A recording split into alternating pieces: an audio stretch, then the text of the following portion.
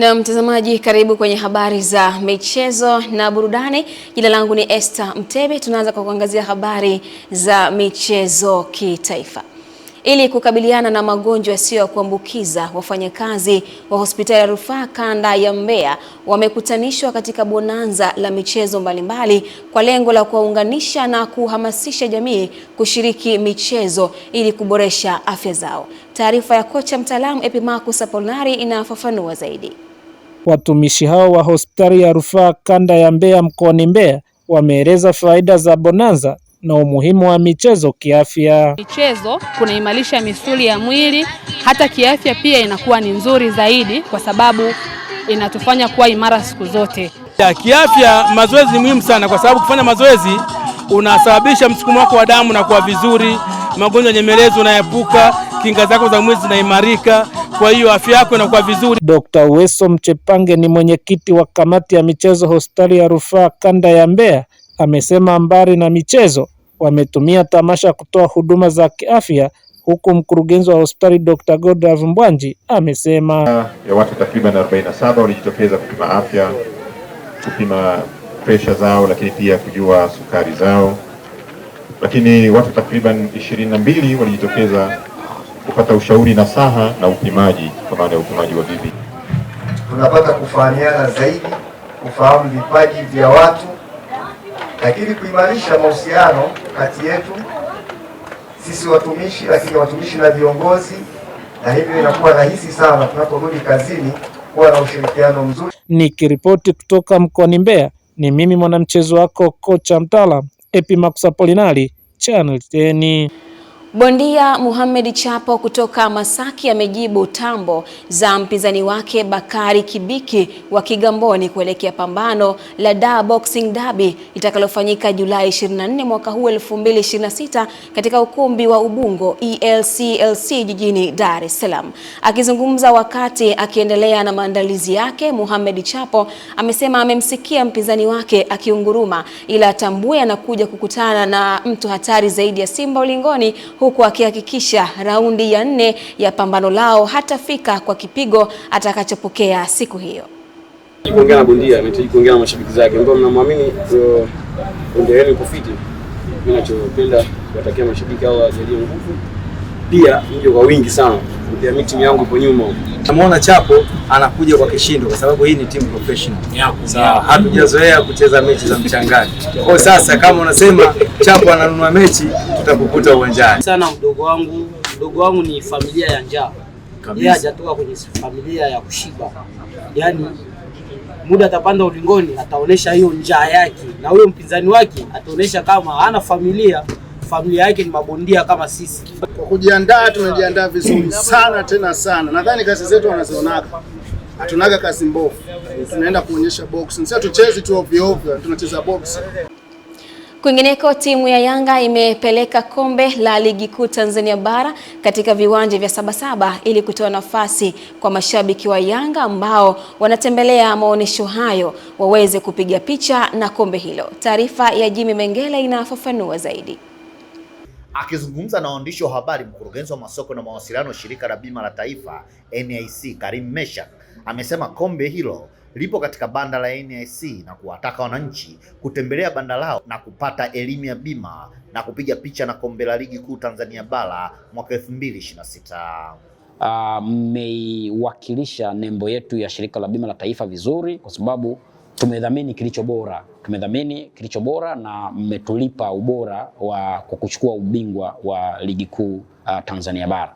Kwa hiyo karibuni sana na tunaamini tutaendelea kuwa na ushirikiano mzuri ambao umeendelea kuwepo kwa sababu tunaona kitu ambacho tunakipata, lakini pia na nyinyi mnaona kitu ambacho mnakipata. Akimwakilisha rais wa Yanga Priva Shayo amesema NSC ni mdhamini wa timu ya Yanga. Kulipokea kombe hilo ni sehemu ya matunda waliovuna kutokana na udhamini wa timu ya Yanga.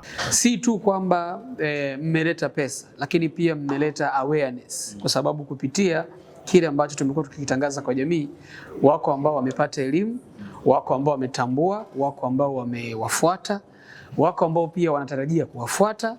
Kwa hiyo ni wasihi mashabiki wa Yanga popote pale Tanzania, bima yetu ni moja tu. Kama ilivyo klabu ya taifa, lazima utumie bima ya taifa. Hakuna namna nyingine yoyote. Hakuna sehemu nyingine unapaswa kwenda ukapata huduma bora. Nikiripoti kutoka katika maonyesho ya Sabasaba ni Jimmy Mengere wa Channel 10. Meya wa manispaa ya Moshi Zuberi Kidumo amesema kama mdau wa michezo ataendelea kuboresha viwanja vya mpira wa miguu katika kata mbalimbali za manispaa hiyo ili kuibua vipaji vya vijana watakaosaidia kupata wachezaji watakaolitumikia taifa hapo baadaye. Akizungumza baada ya kuzinduliwa kwa mashindano Zuberi Cup iliyofanyika katika viwanja vya Reli Njoro, Meya wa manispaa ya Moshi Bwana Zuberi Kidumo amesema kwa kuwa michezo ni chachu ya maendeleo kwa vijana, yeye kama kiongozi na mdau mkubwa wa michezo ataendelea kuboresha viwanja ili kusaidia vijana kuonesha vipaji vyao katika mazingira rafiki. Kwa heshima ya mechi hii ya kwanza na kwa heshima ya kunifunga, sasa hivi naelekeza nguvu na kwenda kutengeneza uwanja wa Kaloleni uwe kama wa Mandela. Hii inafanya vijana hawa wanaepuka kushiriki kwenye vitendo ambavyo pengine ule muda wangetumia kwenye vitendo vibaya. Katibu wa chama cha soka mkoa wa Kilimanjaro Abdallah Sabiti amempongeza muandaaji wa mashindano hayo kwa kuwa yanalenga kuibua na kuzalisha wachezaji wenye uwezo kucheza katika ngazi za juu. Taikimea kwa sababu anapenda mpira, anapenda vijana wa vipaji vyao vionekane, akaona vipaji vya vijana haviwezi kuonekana katika miundombinu ambayo sio sahihi. Amejitahidi, ametengeneza miundombinu, lakini vipaji vya vijana wote tunaona. Hii itakuwa fursa kwa wachezaji hawa kwa kutumia mashindano haya kuweza kujitangaza na hatimaye tuweze kuwapata wachezaji wengi katika hizo ligi zetu. Hata mimi pia ni njia moja hapo katika njia ambazo nimepita, ni njia hii pia nimetumia kucheza mashindano haya na nikafanikiwa, Mwenyezi Mungu akanijalia. Msimu wa 6 wa mashindano ya Zuberi Cup yameanza rasmi katika manispaa ya Moshi na kushuhudia timu ya Kili Big Stars ikiibuka na ushindi wa bao 1-0 dhidi ya Green Eagle FC. Ahmed Nandonde, Channel 10, Kilimanjaro. Kwingineko, waandaaji wa mashindano mbalimbali ya mchezo wa soka mkoani Singida kikiwemo chama cha mpira wa miguu Sirefa mkoa wa Singida pamoja na chama cha mpira wa miguu Sidifa wilaya ya Singida wameshauriwa kuhakikisha wanauthamini mchezo huo pamoja na kuhakikisha viwanja vitakavyotumika katika mashindano hayo vinakuwa na vifaa vyote muhimu vitakavyomsaidia mwamuzi kutoa maamuzi sahihi na yenye uhakika. Nahodha wa timu ya Kiwandani FC Hamisi Benjamin Hussein ametoa ushauri huo kutokana na maamuzi magumu yaliyokuwa yakitolewa na waamuzi wa mchezo kati ya timu ya Kiwandani FC na timu ya Babtani FC kufuatia uwanja unaotumika katika mashindano hayo kutokuwa na vibendera vinavyoashiria alama za mwisho wa uwanja huo. Mashindano kama haya ambayo yanachukuliwa na timu za ligi kuu, mashindano haya ndo timu kubwa zinazocheza. Kwa hiyo tuko ndani ya mashindano ambayo ya TFF. Mchezo kama huu tunatakiwa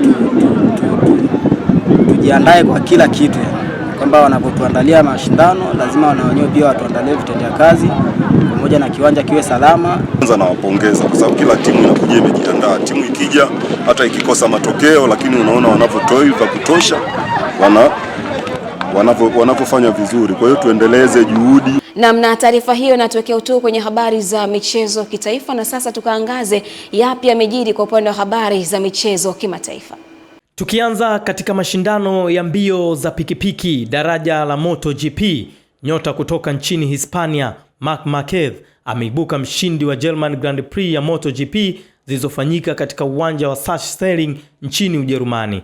Marquez ambaye ni bingwa mara 7 wa dunia wa MotoGP alimaliza mbele ya Ai Ogura wa Trackhouse, alimaliza katika nafasi ya pili, na Raul Fernandez naye wa Trackhouse alimaliza katika nafasi ya 3 na kukamilisha podium.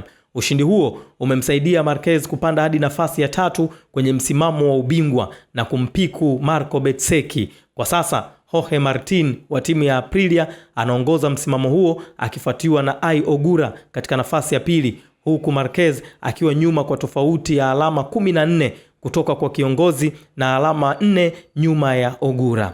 Na katika michuano ya tennis, nyota Jannik Sinner kutoka nchini Italia amefanikiwa kutetea taji lake la mashindano ya Wimbledon baada ya kumfunga Alexander Zverev wa Ujerumani katika fainali ya wanaume kwa seti 6-7, 7-6, 6-3 na 6-4. Ushindi huo umempa Sinner taji lake la pili mfululizo la Wimbledon na la 5 la Grand Slam katika historia yake tangu aanze kucheza mchezo huo. Sinner ambaye ni mcheza tenis nambari 1 duniani kwa ubora alionyesha uimara mkubwa baada ya kupoteza seti ya kwanza na kurejea kushinda seti 3 zilizofuata dhidi ya Zverev aliyekuwa namba 2. Hilo linamfanya Sinner kuwa na jumla ya mataji 17 ya mchezo wa tenis na akizidi kujiweka vizuri zaidi kama moja kati ya wacheza tenis bora kwa hivi sasa duniani.